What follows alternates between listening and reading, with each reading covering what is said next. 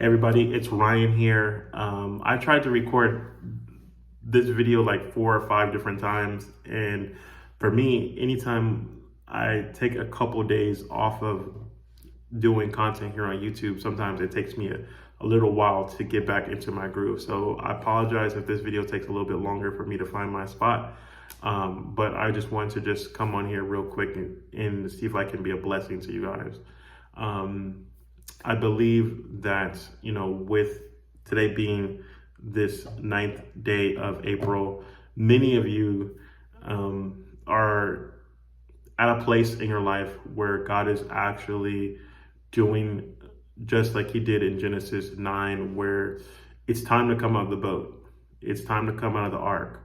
You have been in this hidden place where God has encapsulated you.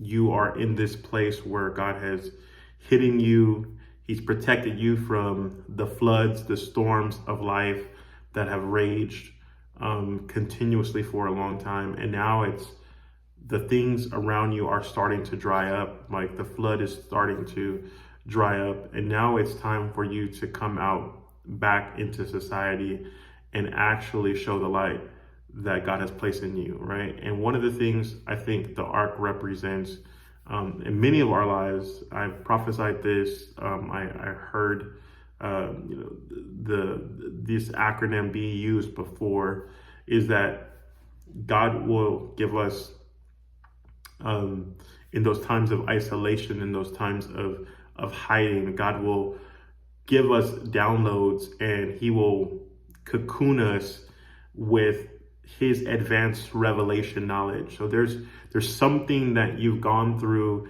in this hiding process. There's so many things that you have walked away with discerning and knowing right now. And it's time for you to go out and literally make disciples. And so what a disciple is a person who is a disciplined learner, or someone who is a student of someone else.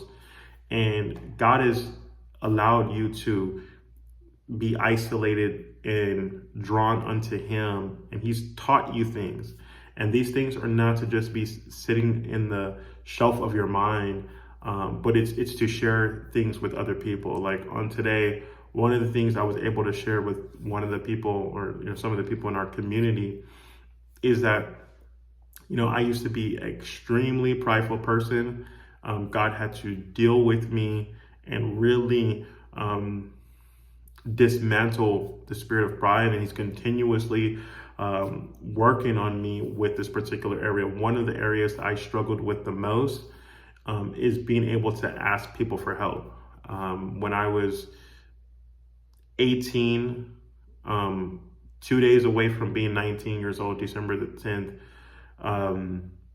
2006, I remember reaching out to my mom, and I was at college. I was in UC Davis. School was getting ready to let out for winter break. And I remember, trying to get on the phone with my mom and asking her, hey, you only got me a one-way ticket here. I need to go home pretty soon. Can you give me a ticket? Because I'm a student, I have money. And, she let me know that she was going to look at the prices and get back to me. And she never got back to me. I remember 2 days later, and this is how I remember it, because 2 days later was my birthday, December 12th. I'm expecting that even if my mom didn't come through with the plane ticket, that at least that she would call to say happy birthday. And the whole day went by. I remember checking the messages on my cell phone. I remember checking the messages with my RA at the dorm. And again, even I think I called home to my great grandmother's house just to see, how my mom reached out in some type of way, and crickets. Didn't hear from her. And it was almost at that moment where I began to just make this vow to myself that, hey, if I'm ever in this, I will never be in this position again, that I will never allow someone to have that much control over me, over my destiny, that I'm going to figure out things on my own. I'm here in college I'm technically, I guess I'm grown in the sense of I'm an adult, but I just made a vow to myself that I was going to figure things out. And so there's been so many times in my life where, you know, one of the things that many of you guys know, I had a very successful online business. And in the midst of that, there were things that were happening and transpiring in the business where had I reached out for help, that business probably would have failed. If I would have swallowed my pride enough to ask people for help, then I could have probably had someone else come in and just help me figure things out. But I was so determined. Like, number one, I knew that God had made me a smart person.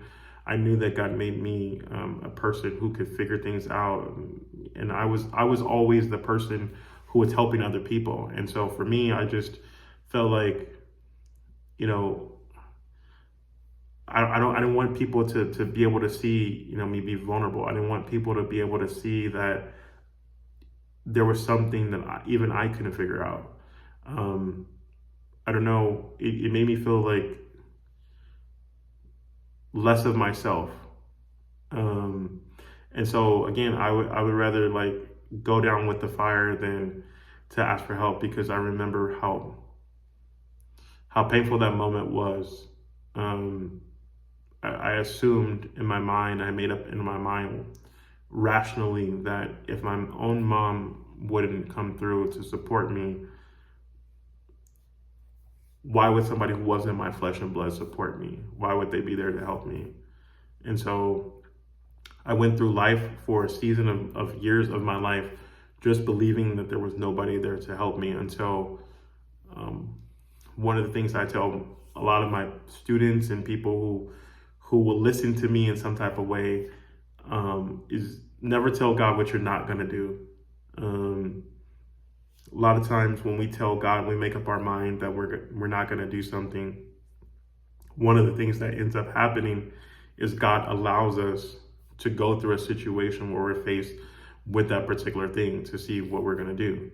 And so there was situations in my life where I came faced with, like, there is no other human choice other than to really face something extremely hard that could lead you to a destructive path, or like ask somebody for help. And I had to humble myself and literally ask for help. And in that moment, I began to see God begin to work on my pride, begin to work on those things. And so today, I was able to share with my community that experience. And so one of the things that I want to just encourage you guys on today, that a lot of the things that you're going through right now, they may not seem like they're making sense to you right now. However, this is not where the story ends. So as I was able to walk my community through the moment that this ideology began being birthed in my life, all the way to the point where God has healed it and God has corrected it and God has nurtured it, and what has transpired on the back end of that.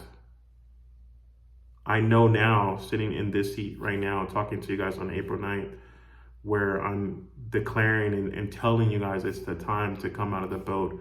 There's and coming out of that ark. There's many stories, there's many situations that God has allowed you to go through, even though He's concealed you, He's protected you from destruction and calamity. It's so that you could get to the point where you could share your story with other people, where you can get to the point where you could tell your testimony to other people, because this is not where the story ends. God has a plan, a perfect plan for your life.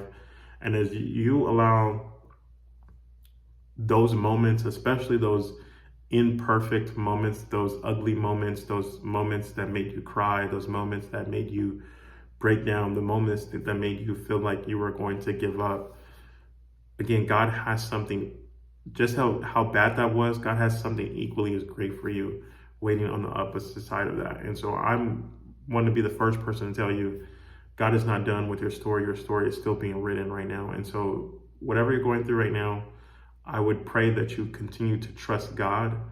Trust that this is not the place that the story ends.